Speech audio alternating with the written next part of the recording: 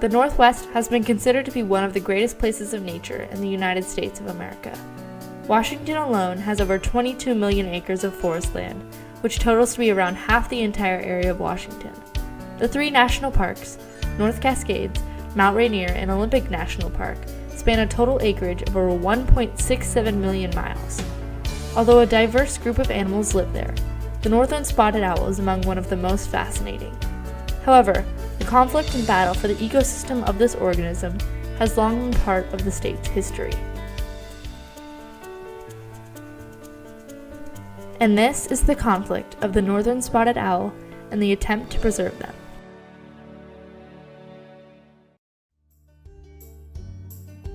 By 1848, the California gold rush resulted in an explosion of the population in the Northwest. New settlements and towns in the Northwest were now in desperate need of supplies involving lumber. As a result, mills opened up all around the Northwest. By the mid-1850s, there were over 24 mills in the Puget Sound alone. As time progressed, the timber industry grew larger and larger, from exporting millions to several billion board feet. People started to worry about the amount of power the logging industry had, and thus, the United States Forest Service founded the Division of Forestry to attempt to curb and regulate foresting in 1881. 10 years later, the Forest Reserve Act was created in order to more effectively combat logging. This Forest Reserve Act allowed any president of the United States to set aside forest reserves from the public domain. The economy out here was a generational economy. Grandparents were involved in the business, the parents, the children. And so when you take that away from them, it's a pretty significant cultural impact to their way of living. It's a way of life for my family, and it has been since I'm 19 years old. Those of us that live and work with the woods, we really respect the woods and we want to protect the woods. As time flowed onwards, a new set of problems arose for the loggers. Spotted owls, a unique type of bird, became a new controversial subject. Spotted owl controversy essentially got started because people figured out that they were fairly limited to these mature forests that were being logged at a pretty high rate. So protections for the spotted owls ran into people's desire to cut these forests and make money off cutting these trees. Ways you lose old growth because people move in and put houses or convert it to agricultural land, but most of it is logging, and they are specialists and they have to have their habitat requirements. They nest in old trees. As a result, by logging areas in Washington, spotted owls were beginning to become endangered. In 1981, the Oregon-Washington Interagency Wildlife Committee recommended that the U.S. Fish and Wildlife Service should provide the owls with a buffer zone of 1,000 acres of old-growth forests around each owl for protection. 5 years later, the Forest Service decided not to propose their original idea. Instead, they suggested that 690,000 acres in total be reserved for just the protection of the owls. In January of 1987, a small environmentalist group operating out of Massachusetts, known as Green World, sent a petition to the Fish and Wildlife Service to list the northern spotted owl as endangered. Over 30 major environmental organizations, including the Sierra Club, would be forced to back Green World's petition. Despite evidence, in December, the petition would be rejected by the U.S. Fish and Wildlife Service. Only a year later, U.S. District Judge Thomas Zille would rule that President Reagan's administration had arbitrarily denied endangered species status to the northern spotted owl. And as a result, the U.S. Fish and Wildlife Service was given 90 days to justify its decision. As this pertinent issue continued onward, so did another. The Sierra Club Legal Defense Fund had filed a lawsuit against the Forest Service to discontinue the logging of spotted owl habitat. Surprisingly, District Judge William Dwyer ruled in favor of the Sierra Club. Timber sales were halted in western Washington and Oregon until the Forest Service would come up with an adequate plan to save the spotted owl. In June of 1989, the U.S. Fish and Wildlife Service announced its decision to list the spotted owl as threatened. The Fish and Wildlife Service had 1 year to configure a plan to implement these changes. Protests, petitions, and anger filled the Northwest. That is sensationalism. Hey, I've heard it on TV with my own 2 ears. You shouldn't believe. People were mad and they hated the park and they hated people studying spotted owls.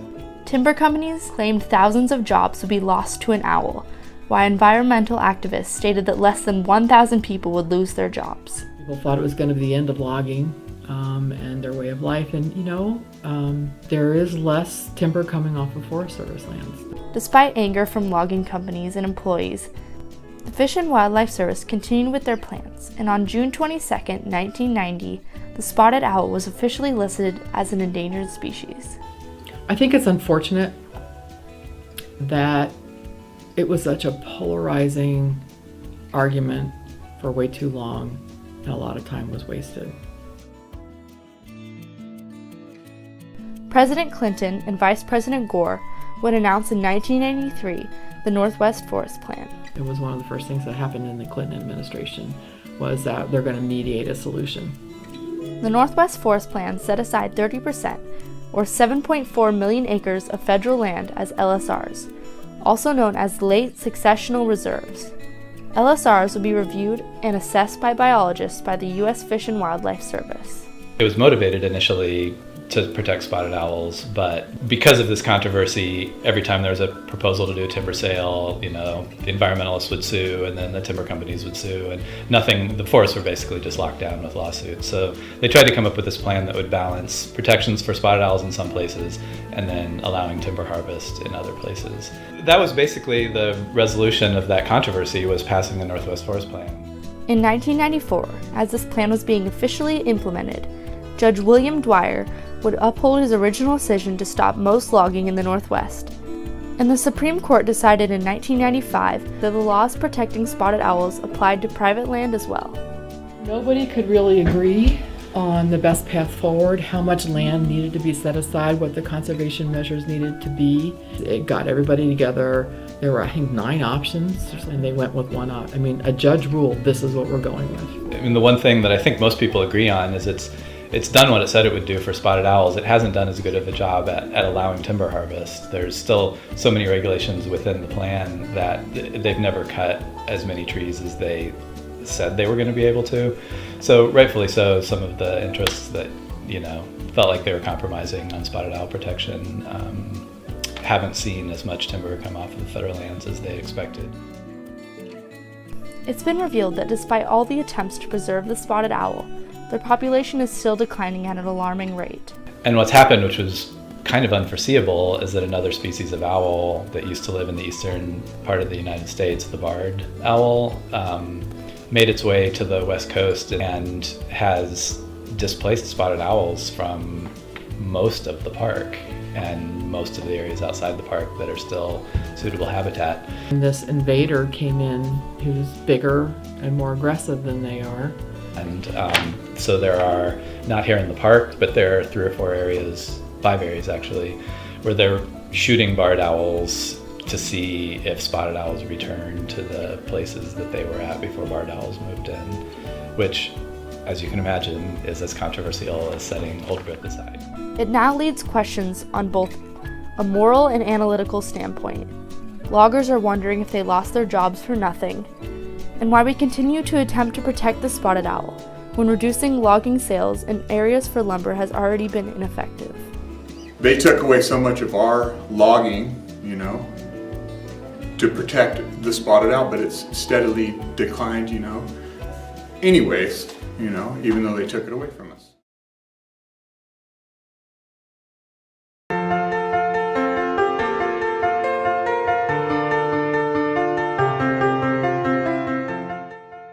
The thing that I want to share with you is that whenever you look at these environmental issues, you need to put a human face on what the issue is. And it's not one way or the other. It's not just save the spotted owl. My advice is to try to get to the original literature and read the original science and not let the advocacy groups tell you what's happening. Somebody's going to be impacted, so how are we going to deal with that? Whether we save more land for the spotted owl or whether we save less.